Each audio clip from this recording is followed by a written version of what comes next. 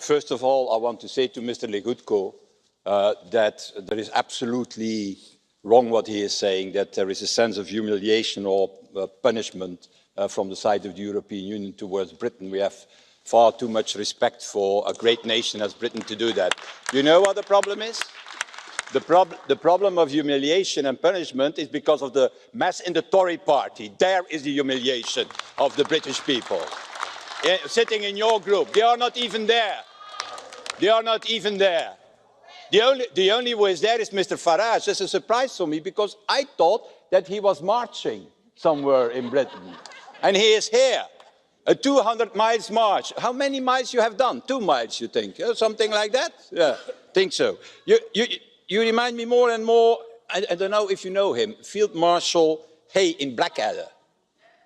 You know Field Marshal Hay in Blackadder? He was also sitting in the First World War in his office in London, and you're sitting here in Strasbourg, where your own people are marching to the rain and in the cold. That is the way you are taking your responsibility. Okay, but I want to recall the words of Winston Churchill, who said, if I may quote him, "Success is the ability to go from one failure to another with no loss of enthusiasm." I think that is a quote of Winston Churchill was absolutely applicable today to British politics, the House of Commons and the Prime Minister May. Because this afternoon, dear colleagues, in the House of Commons, if the Speaker allows it, because that's their system, there will no less than 16 options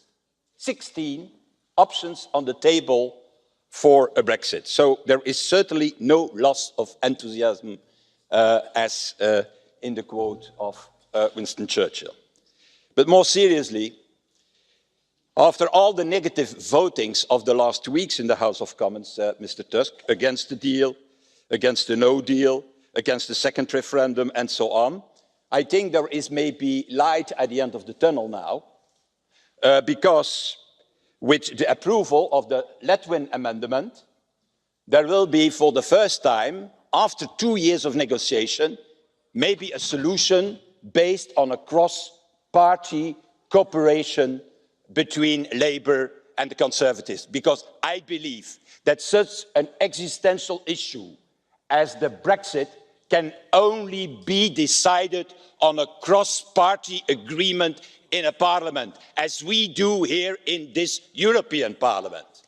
And I hope that the way forward, giving them time until the 11th of April, will see a majority in the House of Commons for one of these options between Remainers, reasonable Brexiteers, because it's between them that they have to find a way forward.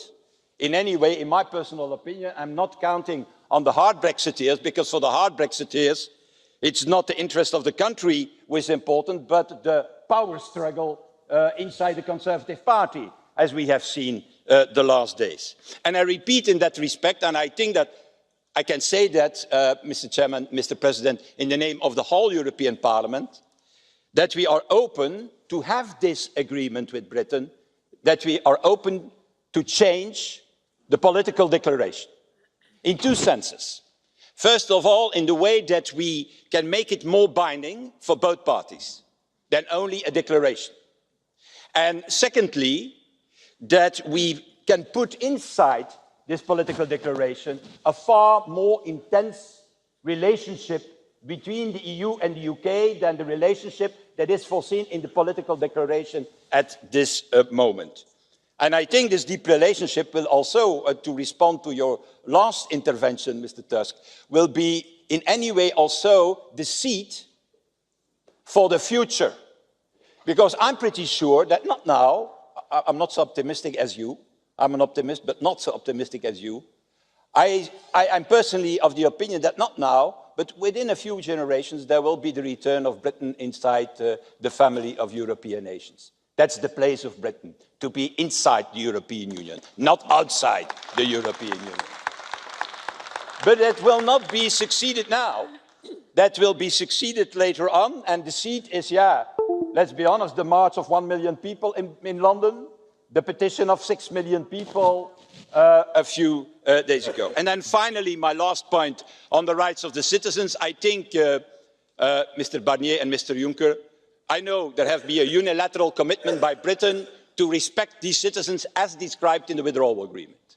There is from you also to Mr. Barclay a unilateral commitment to do exactly the same for the UK citizens living on the continent. Well, I think it's time now to look into the possibilities, together with Mr. Barclay and you and both houses, to see how we can formalise that the fastest as possible, so that in any case, what's happened, even when the most stupid thing happens, for example of a no deal, at least these citizens are not the victims of all these games that we have seen the last 2 years. Thank you. Per il gruppo della Libertà e della Democrazia Diretta, la parola onorevole Farage. I would have thought, as a former Belgian Prime Minister, you would know that it was Field Marshal Haig in 1914 who saved the Belgian town of Ypres from German domination, who then went on in 1918 to lead Britain in its greatest ever military feat, defeating Imperial Germany on the Western Front. Far from mocking Haig, as a Belgian, he should be a great hero to you. But never mind, maybe that sums up your anti-Britishness. Sticking with Belgium, I thought what happened at the summit last week was a national humiliation, an impasse, because we have in Mrs May a Prime Minister who hasn't got the courage, who hasn't got the vision to carry out her many repeated promises, namely to take us out of the European Union this Friday, March the 29th. It is not happening, and we're witnessing a slow motion betrayal, perhaps the greatest betrayal of any democratic vote in the history of our nation. And the reason, of course, is this withdrawal treaty. And I'll go back to the First World War. We won the war, but we had the Treaty of Versailles. And this treaty is the modern day equivalent. We have a reparations bill of £39 billion we have to pay for nothing in return. We have the annexation of a part of our national territory in the shape of Northern Ireland.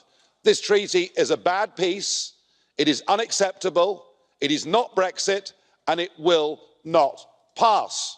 Now, I know that you're all getting terribly excited about what the House of Commons may do over the course of the next week, and we know what they'll do. They'll come back with some form of agreement around a customs union and the continued free movement of people. But even if they do that, the one thing that's inevitable is that we're headed for an Article 50 extension.